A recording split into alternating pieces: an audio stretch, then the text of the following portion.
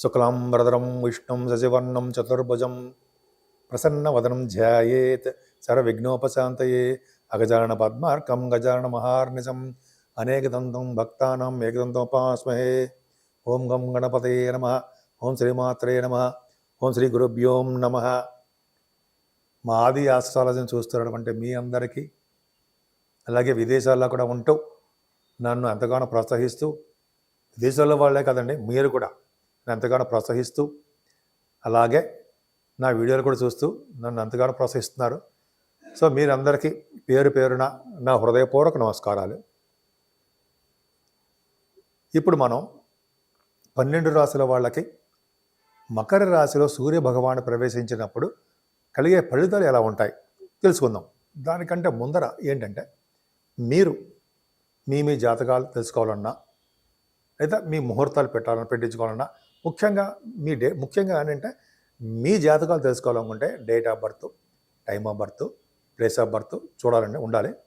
So మీకు ఏమి problems ఉన్నాయి, వివాహం ప్రాబ్లమ్సా, లేకపోతే మ్యాచింగ్ అంటారు సార్, వరుడు వధువు యొక్క జాతక మ్యాచింగ్, అది తెలుసుకోవాలన్నా, అలాగే ఇదంతా కూడా మకర రాశిలో ప్రవేశించినటువంటి సూర్యభగవాను కాబట్టి ఉత్తరాయణ పుణ్యకాలం.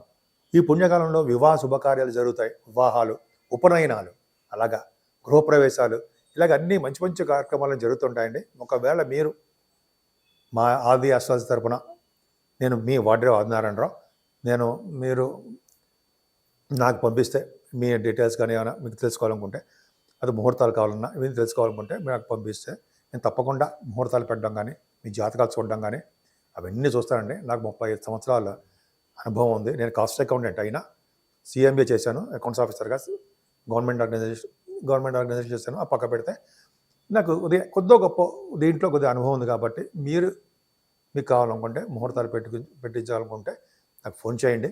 ఒకవేళ నేను షూటింగ్స్లో ఉంటే నేను ఫోన్ లిఫ్ట్ చేయలేకపోవచ్చు, సైలెంట్లో ఉంటుంది. మీరు మీ కింద నెంబర్కి ఫోన్ చేసినా అయితే మీకు వాట్సాప్ నెంబర్ కూడా ఉంటుంది. వాట్సాప్లో మెసేజ్ పెట్టినా నేను మీకు ఏమి కావాలో అనేది దాంట్లో రాయండి. రాస్తే తప్పకుండా ఈ షూటింగ్స్ అన్నీ అయిపోయిన తర్వాత కూడా నేను ఫోన్ చేసి మిమ్మల్ని పలకరిస్తాను. మీకు ఏం కావాలో కూడా అడుగుతాను. సో మీకు ఏమైనా కావాలనుకుంటే ఈ కింద నెంబర్కి ఫోన్ చేయండి. ఇప్పుడు మనం మకర రాశిలో సూర్యభగవానుడు ప్రవేశించినప్పటి నుండి 12 రాశుల వాళ్ళకి ఎలా ఉండబోతోంది, బ్రహ్మాండంగా ఉండబోతుందండి. అంటే సూర్యభగవానుడు యొక్క పవర్ ఎలా ఉంటుంది, జనవరి నుంచి ఇలా ఉండబోతోంది తెలుసుకుందాం.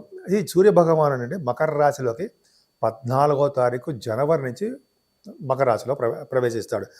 12వ తారీఖు ఫిబ్రవరి వరకు కూడా మకర రాశిలోనే ఉంటాడు ఆయన. సో ఈ మకర రాశిలో ఉండడం వల్ల 12 రాశుల వాళ్ళకి ఫలితాలు ఎలా ఉంటాయో తెలుసుకుందాము. మకర రాశి గురించి తెలుసుకుందామండి. సూర్యభగవానుడు మీ రాశిలోకే, మకర రాశిలోకే వస్తున్నాడు ఆయన, జనవరిలో వస్తున్నాడు ఆయన. సో మకర రాశి వాళ్ళకి ఫలితాలు ఎలా ఉంటాయి, మీ రాశిలో సూర్యభగవానుడు ఉండడం వల్ల మీకు ఏమి ఇస్తాడు ఫలితాలు అంటే, ఆరోగ్యం భవతి, అలాగే నేత్రరోగి మేధావి, అలాగే సదాచారవరః, పుష్ట శరీర, ఉదార, శూర, పైచదేహి. అంటే మీ రాశిలోనే రవి ఉండడం వల్ల ఆరోగ్యం భవతి, చక్కటి ఆరోగ్యవంతులుగా మీరు ఉంటారు. భవతి అంటే ఉంటారు, సంపూర్ణమైన ఆరోగ్యవంతులుగా ఉంటారు. పైచదేహి అన్నాం కదా, పైచత్వం అంటే కొద్దిగా ఫుడ్ ప్రాబ్లం ఉండడం వల్ల పైచత్వం కలిగి ఉంటారు. అలాగే నేత్రరోగి అంటే, నేత్రాలు అంటే కళ్ళుకి కొంచెం చిన్న ప్రాబ్లమ్స్ రావడానికి అవకాశం ఉందండి. అలాగే గొప్ప బుద్ధి, మంచి బుద్ధి కలవారుగా ఉంటారు. అలాగే సదాచార వరహ అన్నాం కదండి, సదాచారము అంటే సదాచార వరహ అన్నాం అంటే ఎప్పుడు సంచారం చేసేవారుగా, ఎప్పుడు తిరిగేవారుగా ఉంటారు. ఎల్లప్పుడూ వేడి శరీరం కలవారుగా ఉంటారు. ఉష్ణ శరీర అన్నాం కదా, ఎల్లప్పుడూ వేడి శరీరం కలవారుగా మీరు ఉంటారు. అంతేకాకుండా ఉదార స్వభావం మీకు ఎక్కువ, జాలి, దయ, ఉదారత అంటాం కదా, అది ఎక్కువ. శూరత్వం కలిగి ఉంటారు. మీరు మంచి డైనమిక్గా, స్పీడ్గా, మంచి ధైర్యంగా ఉంటారనమాట. ఏదైనా సరే దూసుకుపోదామని శూరత్వం కలిగి ఉంటారు.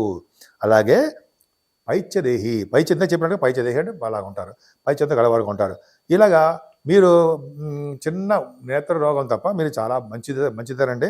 మీకు ఎప్పుడు స్పీడ్గా, మీకు తెలివిగలవారుగా ఎప్పుడు బాగుంటారు. మీకు రవి రాశిలో ఉండడం వల్ల ఎక్కువగా స్పీడ్గా నడుస్తుంటారు. స్పీడ్గా మాట్లాడుతుంటారు, డైనమిక్గా ఉంటారు, గబగబా స్పీడ్గా వెళ్ళే పనులు స్పీడ్గా చేసేస్తూ ఉంటారనమాట. అది గొప్ప అదృష్టం అండి మీకు. కొద్దిగా వేడి శరీరం ఉంటుంది, ఉదారత ఉంటుంది, శూరత్వం ఉంటుంది. అలాగే ఎప్పుడు ప్రయాణాలు చేయడానికి సదాచారాన్ని ప్రయాణాలు చేస్తూనే ఉంటారు. కొద్దిగా ఐస్ ప్రాబ్లమ్స్ వస్తాయండి. ఎక్కువగా కాన్సన్ట్రేషన్ చేసి ఎక్కువ చదివేయకండి. ఎక్కువగా చూడడం వలన, చదవడం వలన కొద్దిగా కళ్ళకి స్ట్రైన్ అవుతాం. అంతే తప్ప ఆపరేషన్స్ అనేవి ఏం కాదు. మీకు ఆరోగ్యం పోతున్నాం కదా ఫస్ట్లోనే, అంటే ఆరోగ్యవంతులుగానే ఉంటారు. సో ఈ విధంగా మీకు లీడర్షిప్ క్వాలిటీస్ కూడా బాగుంటాయండి. లగ్నం మీ రాశిలో రఘునంటే లీడర్షిప్ క్వాలిటీస్, దానగుణం చాలా చాలా బాగుంటుంది. ముఖ్యంగా ఈ 14వ తారీఖుని 14 జనవరి 2025 సంవత్సరంలో మీ రాశిలోకే మీకు రవి వస్తున్నాడు. ఉత్తరాయణ పుణ్యకాలము అంటాం. అదే ఉత్తరాయణ పుణ్యకాలంలో ఏం చేస్తారంటే ఆ రోజు మాత్రం సూర్య భగవానుడు సంక్రమణం జరగడం వల్ల, అంటే మీ రాశిలోకి రావడం వల్ల ఆ రోజు చేసే దానాలు, స్నానాలు చాలా అధికమైన ఫలితాలు ఇస్తాయి. ముఖ్యంగా స్నానాలు పొద్దున పూట, అంటే ఎర్లీ మార్నింగ్ కూడా గంగా నదిలో కానీ, అయితే సరియు నదిలో కానీ చాలామంది ఉన్నారు చేస్తారు. సరియు నదిలో కానీ, లేకపోతే కొంతమంది ఏమో యమునా నది కానీ, త్రివేణి సంగమం కానీ. త్రివేణి సంగమం అంటే 3 నదుల కలయిక, గంగా, యమున, సరస్వతి.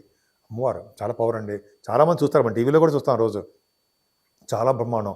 సరే మనం అవన్నీ చేయలేమండి. నది స్నానాలు గోదావరి కానీ, కృష్ణ కానీ, ఏదైతే దగ్గర ఉంటే అది కూడా కుదరకపోతే మన ఇంట్లోనే చేయడం వల్ల. అంతేకాకుండా స్నానం చేసి అయిపోయిన తర్వాత అర్ఘ్యం సమర్పించాలి సూర్యభగవానికి. అర్ఘ్యప్రియుడు అంటే సూర్యభగవానికి ఎర్రని పుష్పాలతోటి, నీళ్లతోటి మనం అర్ఘ్యం 11 సార్లు సూర్యభగవాన్ మంత్రం జపించడం వల్ల కానీ, అయితే ఓం సూర్యాయ నమః అని చెప్పడం వల్ల కానీ, అయితే గాయత్రి మంత్రం ఓం భూర్భువస్సువః తత్సవితుర్వరేణ్యం ఉంది కదండి, ఆ మంత్రం జపించడం వల్ల చాలా పవర్ ఉంటుంది. సో ఇదైతే అయిపోయిన తర్వాత దానాలు అనేది చాలా పవర్ అండి. ఈరోజు దానాలు అని చెప్పాను కదా. దానాలు అంటే ఏంటి? దానాలు అంటే బంగారం అంటే, ఎందుకంటే మీ రాశి వారికి, మకర రాశి వాళ్ళకి సూర్యభగవానుడు అష్టమాధిపతి అవుతాడు. అంటే ఆరోగ్య ప్రదాత కదా ఆయన. అష్టమాధిపతి అంటే ఆరోగ్యం మీద ఎఫెక్ట్ కొడుతుంటాడు.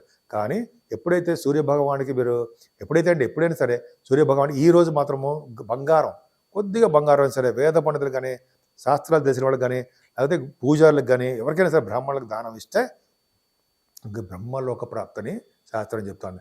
అంతేకాదండి, బంగారము, వెండి, వస్త్రాలు, స్వయంపాక దానము, అయితే కొంతమందికి అన్నదానం, అలా చేస్తారు. అన్నదానము, గోదానము, కొంతమందికి అయితే పళ్ళు ఫ్రూట్స్ అంటాం కదా, అవన్నీ దానాలు. ఏ చిన్న దానం ఇచ్చినా అధికమైన పుణ్యఫలమే. దానివల్ల మన సంతానం వృద్ధి చెందుతారు అనడంలో ఏమాత్రం సందేహం లేదు. ఇది శాస్త్రం చెప్తాను, నేను చెప్పడం కాదు. ఈ 2 అయిపోయి. 3ది ఏంటి? దేవాలయ సందర్శన. ఎప్పుడైనా సరే దేవాలయ సందర్శన మీరు ఖచ్చితంగా చేసుకుంటే చాలా మంచిది. మీకు అష్టమాధిపతి కూడా అయ్యాడు కాబట్టి సూర్యభగవాన్ని దర్శనం ఎప్పుడూ చేసుకుంటూ ఉండాల్సిందే. సూర్యభగవాన్ని చేసుకోవడం వలన, సూర్యభగవాన్ నమస్కార ప్రియుడు, అంటే ఆరోగ్య ప్రదాత, ఆయన ఐశ్వర్య ప్రదాత. ఆరోగ్య ప్రదాత మీకు అష్టమ స్థానం ఉంది కాబట్టి ఆరోగ్యం కావాలి కాబట్టి నమస్కార ప్రియుడు. నమస్కారం చేసినా చాలు.